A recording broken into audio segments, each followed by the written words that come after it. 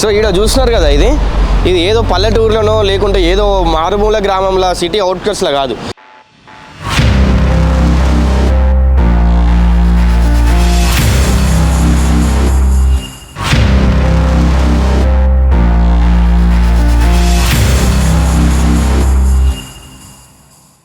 Hi hello నమస్తే, welcome to our channel. ప్రస్తుతం మనం ఉన్నటువంటి ప్లేస్ ఏదైతే ఉందో ఇది సికింద్రాబాద్కి, అలాగే ఇటు మెట్టిగూడ, అలాగే ఇటు ప్యారడైజ్, ఈ 3 మెట్రో స్టేషన్లకి దగ్గరలోనే, అతి దగ్గరలోనే. అంటే సికింద్రాబాద్ మెట్రో స్టేషన్కి చూస్తున్నట్టయితే, సికింద్రాబాద్ రైల్వే స్టేషన్ చూస్తున్నట్టయితే కేవలం ఒక 750 మీటర్ల నుండి 1 కిలోమీటర్ లోపే ఉంటుంది. అలాగే ఇటు మెట్టిగూడ మెట్రో స్టేషన్ చూసుకున్నట్టయితే జస్ట్ ఒక మనకు 300 మీటర్స్ కూడా ఉండదు. అండ్ ఇటు ప్యారడైజ్ చూసుకుంటే ఒక 1.5 కిలోమీటర్ దూరం ఉంటుంది.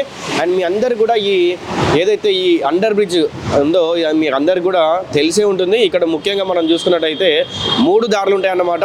రెండేమో ఇటు బేగంపేట వెళ్తున్నటువంటి దారులు ఉంటాయి, ఒకటేమో ఇటు ఉప్పల్ వెళ్తున్నటువంటి దారి ఉంటుంది. అయితే ఇక్కడ ఈ 3 దారుల్లో కూడా 2 దారులు కూడా సరైనవిగా లేవు. ఒకసారి మీరు ఇక్కడ చూసినట్టయితే ఈ ఏదైతే మెయిన్ దారి మిడిల్లో ఉన్నటువంటి దారి ఉందో ఇది మొత్తంగా కూడా ఇక్కడ మొత్తం గుంతలతోటి అలాగే వాటర్ తోటి కూడా ఇక్కడ మొత్తం నిండిపోయి ఉంటుంది. దీన్ని మరి అంటే ఇక్కడ ఉన్నటువంటి సికింద్రాబాద్లో ఉన్నటువంటి స్థానికులు, ఈ చుట్టుపక్కల ఉన్నటువంటి స్థానికులు కూడా ఎవరిని అడగాలి మరి ఈ రోడ్డుని, అంటే ఏ మంత్రి దగ్గరికి వెళ్ళాలి, ఏ ఎమ్మెల్యే దగ్గరికి వెళ్ళాలి, ఏ పార్టీ దగ్గరికి వెళ్ళాలి కూడా ఇక్కడ వాటి స్థానికులకు అర్థమవుతలేదు అని చెప్పి కూడా మనకు వాళ్ళు ఆశ్రయించడం జరిగింది. అంటే ఒక పక్క చూసుకున్నట్టయితే ఈ సికింద్రాబాద్ ఎమ్మెల్యే పద్మారావు గౌడ్ ఉన్నారు, ఎవరైతే బీఆర్ఎస్ పార్టీ నుండి ఉన్నారు.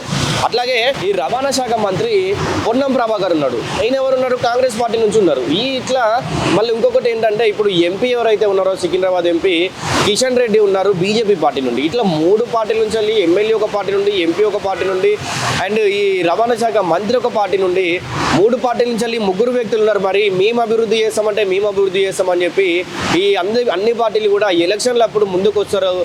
అట్లాగే ఇప్పుడు ఈ రోడ్డు సమస్యలు ఉన్నప్పుడు ఏ ఒక్కరు కూడా, ఏ ఒక్క పార్టీ కూడా, ఏ ఒక్క ఎమ్మెల్యే కానీ మంత్రి కానీ ఎవరు కూడా ముందుకు వచ్చలేరని చెప్పి కూడా ఇక్కడ ఉన్నటువంటి స్థానికులు చెప్తా ఉన్నారు. అట్లాగే ఈ సమస్యని మేము ముందుకు తీసుకురావడానికి, ఈ సమస్యని, ఈ ప్రాబ్లమ్ని సాల్వ్ చేయడానికి అని చెప్పి ఆదాబ్ హైదరాబాద్ ముందుకు వచ్చి దీనిపైన ఒక ఆర్టికల్ కూడా చేస్తుందన్నమాట. సో ఎవరైతే ఈ వీడియో చూస్తున్నారో మీరు ఇటు నుంచి వెళ్ళే వాళ్ళు అయితే ఒకవేళ చెప్పండి. అంటే మనం దాదాపుగా ఇదేంటంటే చాలా రోజుల నుంచి కూడా ఈ సమస్యను చూస్తూ ఉన్నాం. ఇక్కడ వచ్చేటువంటి వెహికల్స్ కూడా మీరు ఒకసారి చూడొచ్చు, వాటర్లో అయినా లేకుంటే ఇక్కడ గుంతల్లో అయినా కూడా చాలా ఇబ్బందులు పడుతూ ఇవి వెళ్తాయి. మరి దీన్ని మరమ్మతులు ఎందుకు చేయట్లేదు, రవాణా శాఖ ఏం చేస్తుంది, రవాణా శాఖ మంత్రి ఏం చేస్తున్నాడు అంటే మీరు ఈ రోడ్డును కనుక ఒకవేళ దీన్ని మరమ్మతులు పని చేయాలంటే ఒకవేళ ఈ రోడ్డుని ఒక వారం రోజులు కాదు 10 రోజులు దీన్ని క్లోజ్ చేసినా కూడా ప్రజలకి ఒక 10 నిమిషాలు లేట్ అవుతుందేమో వెళ్ళడానికి. ఎందుకంటే మనకు ఆల్రెడీ ఇంకొక సైడు ఆల్రెడీ ఈ వే అనేది బేగంపేటకి వెళ్ళేటువంటి దారి అయితే ఉంది. కాకపోతే ఒక 5 నిమిషాలు 10 నిమిషాల్లో రోజు లేట్ అవుతుంది కావచ్చు.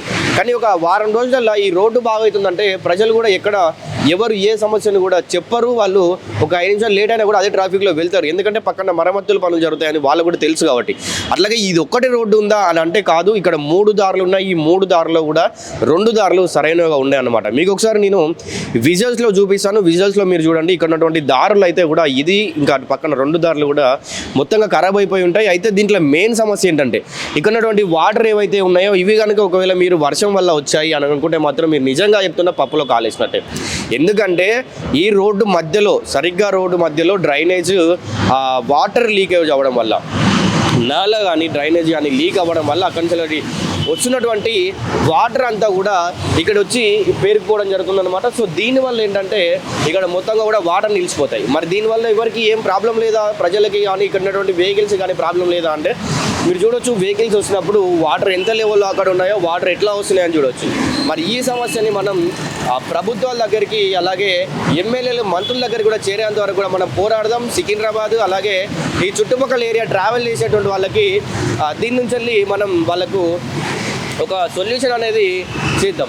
సో ఇక్కడ చూస్తున్నారు కదా, ఇది ఏదో పల్లెటూరులోనో లేకుంటే ఏదో మారుమూల గ్రామంలో సిటీ అవుట్కట్స్లో కాదు, సిటీ మధ్యలోని ఇందాక చెప్పినటువంటి రోడ్డులో ఇది ఒక భాగం అన్నమాట. ఒక సైడ్కి ఇది మొత్తంగా కూడా ఇక్కడి నుంచి చాలా రోజుల నుంచి ఈ సమస్యను పట్టించుకోకపోయేసరికి మొత్తం రోడ్డు అంతా కూడా తెగిపోయి ఇట్లా నీళ్ళన్నీ కూడా ఇక్కడ పారుతున్నాయి. మరి ఈ నీళ్ళు ఎక్కడి నుంచి వస్తున్నాయి, నీళ్ళు వర్షం పడిందా లేకుంటే వర్షం వరద రోడ్డు మీదకి వచ్చి ఇట్లా ఉందా అంటే కాదు. మీరు ఒకసారి మీకు ఇక్కడ సైడ్ చూపిస్తాను నేను. మీరు అక్కడ సైడ్ చూసినట్టయితే ఏంటంటే డ్రైనేజ్ మొత్తం కూడా, ఆ డ్రైనేజ్ అంతా కూడా మధ్యలో నుంచి వాటర్ వచ్చి అది కేవలం 10-20 రోజులు కాదు, చాలా నెలల తరబడి ఆ వాటర్ అట్లనే వస్తూ ఉన్నాయి, ఆ సమస్య అట్లనే ఉంటా ఉంది.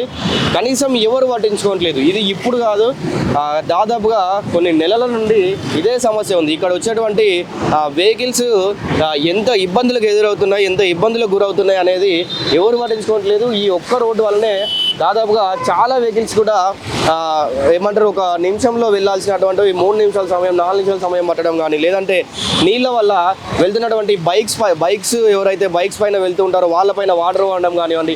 సో ఇదంతా కూడా ఈ కేవలం ఈ రోడ్డు అలాగే ఈ మధ్యలో ఏదైతే ఈ డ్రైనేజ్ ఉందో, ఈ డ్రైనేజ్ నుండి వాటర్ రావడం వల్ల సో ఈ సమస్య అనేది చాలా ఇక్కడ కనబడుతూ ఉందన్నమాట. సో మనం ఒకసారి ఇక్కడ నుంచి వెళ్ళి మరి వాటర్ చూసినట్టయితే వాటర్ ఏ లెవెల్లో వస్తూ ఉన్నాయి, అక్కడి నుంచి వెళ్ళి వాటర్ అంటే రెగ్యులర్గా ఇదే వరద ఎంతైతే వస్తూ ఉందో అంత వరద రెగ్యులర్గా వస్తుంటుంది అనమాట. అంటే ఎవ్రీ టైం కూడా ఇంత నీళ్ళు వస్తాయి. ఈ నీళ్ళంతా కూడా అక్కడికి వెళ్ళి అక్కడ లాస్ట్లో కింద డౌన్లో ఆగుతాయి అనమాట. ఆ డౌన్లో ఆగడం వల్ల ఏంటంటే ఈ వెహికల్స్ కావచ్చు, ఇక్కడ వచ్చిపోయేటువంటి వెహికల్స్ అట్లాగే వాళ్ళపైన వాటర్ పడడం కానీ ఇట్లాంటి ఇబ్బందులు అన్నీ కూడా వీళ్ళు ఎదుర్కొంటా ఉన్నారు.